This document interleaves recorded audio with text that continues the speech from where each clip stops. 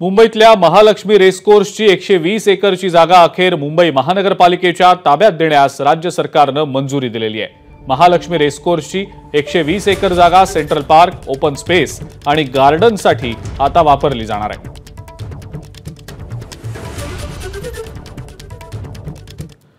तर रेसकोर्सची ही जागा बिल्डरांच्या घशात घालू नका अशी प्रतिक्रिया आदित्य ठाकरे यांनी आता दिलेली आहे। हे मैदान मोकळंच ठेवा, इथं कोणतंही बांधकाम नको अशी मागणी देखील त्यांनी केलेली आहे। रेसकोर्सची जागा बिल्डरांच्या घशात घालण्याचा घाट घातला जात असल्याचा आरोप आदित्य ठाकरेंनी केलेला होता।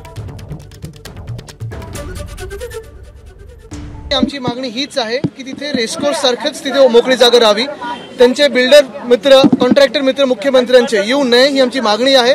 मग वरती असो जमिनीची का खालती असो, अंडरग्राउंड कार पार्कची पण गरज नाहीये, क्लब हाऊसची गरज नाहीये। जसं मोकळं मैदान आहे तसं मोकळं मैदान राहूनच तिथे लँडस्केपिंग झालं पाहिजे ही आमची मागणी आहे। 91 एकर जागा पुन्हा त्या क्लबला देण्यात येणार आहे भाडे? नाही, आम्ही याच्यात चौकशी पण करणार आहे की त्या क्लबमधून RWITCच्या वतीने हा जो काही तिथे डील केलं गेलंय, कोणाच्या फायद्यासाठी केलं गेलं, कोणकोणत्या बैठकीत होतं, याच्यावर आम्ही चौकशी लावूच आणि जे त्याच्यात गिल्टी असतील त्यांच्यावर कारवाई करू।